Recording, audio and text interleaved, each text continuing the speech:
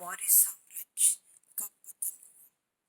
बच्चों, मौर्य साम्राज्य का पतन का सबसे प्रमुख कारण था अहिंसात्मक नीति। अहिंसात्मक नीति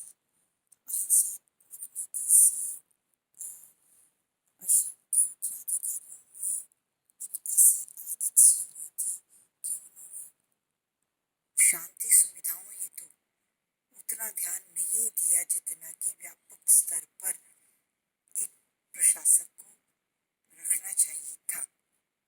असीम अहिंसा की नीति, असीम शांति की नीति, इसने आक्रांताओं को भारत में आक्रमण के लिए प्रेरित कर दिया और वो इसमें सफल हुए। लेकिन एक खास बात जो उल्लेखनीय है और रेखांकित करने योग्य है वो ये कि जो विदेशी आक्रांता भारत में आए वो आज अलग से उनका कोई अस्तित्व नहीं है। शुंग, हुण, कुषाण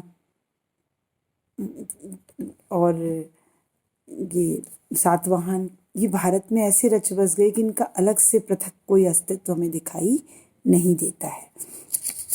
और इन्होंने भारत में अपना शासन बारी बारी से ऐसे किया और यश भी कमाया और देश की उन्नति में भी ये सहायक सिद्ध हुए। तो इसमें कनिष्क का नाम बहुत फेमस है। इसमें गौतमी पुत्र सातकर्णी का सातवाहन शासक का नाम फेमस है। शुंग शासक पुष्यमित्र शुंग का नाम फेमस है। तो कहने का तात्पर्य ये है कि इन लोगों का जो योगदान था वो अविस्मरणीय है।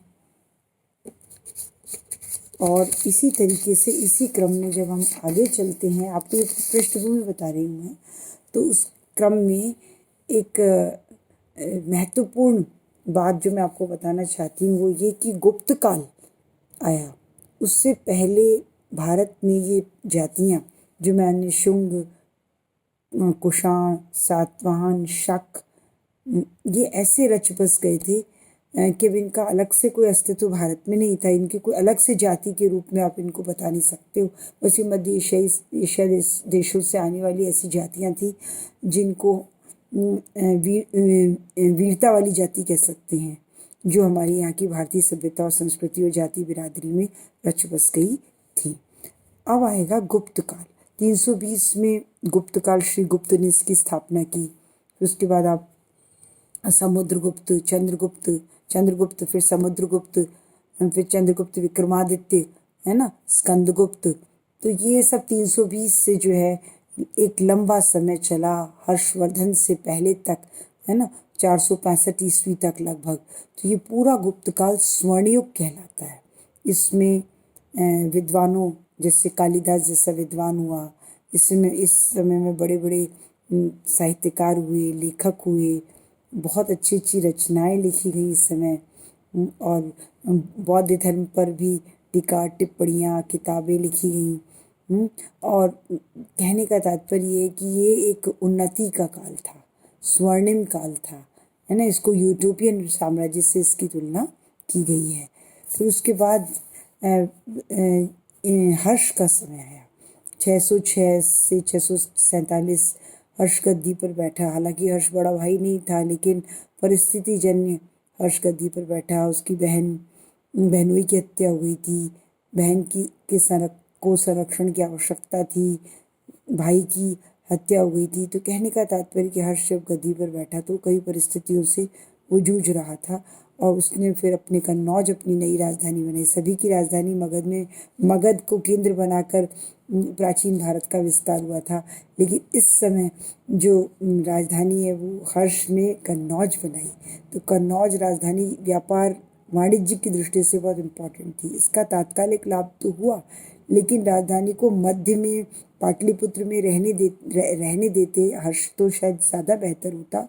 ये बच्चों आपको जानना ज़रूरी, क्योंकि कन्नौज राजधानी ले जाने से व्यापार वाणिज्य का तत्कालीन समय तो विकास हुआ, लेकिन हर्ष की मृत्यु के बाद कन्नौज प्राप्ति के लगातार त्रिपक्षीय संघर्ष होता रहा और इस त्रिपक्षीय संघर्ष ने देश की नींव हिला करके रख दी थी।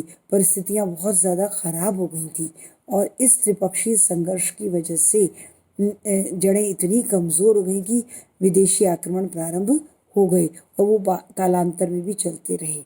तो बच्चों, कहने का तात्पर्य ये है कि ये 250 साल का जो त्रिपक्षीय संघर्ष हुआ 750 से 915 तक, 915 ईस्वी तक जो त्रिपक्षीय संघर्ष, सब 250 साल तक जो ये युद्ध होते रहे, इससे जो मगध में एक सुदृढ़ सत्ता स्थापित हुई थी जिसका विस्तार दक्षिण और श्रीलंका सिलद्वीप तक हुआ था और अफगानिस्तान तक हमारी सीमाएं छूती थी, वो अब प्रांतीय शक्तियां कमज़ोर मतलब सिर उठा करके खड़ी हो गई, जिससे कि केंद्र कमज़ोर हो गया और विदेशी आक्रमण प्रारंभ हो गए थे।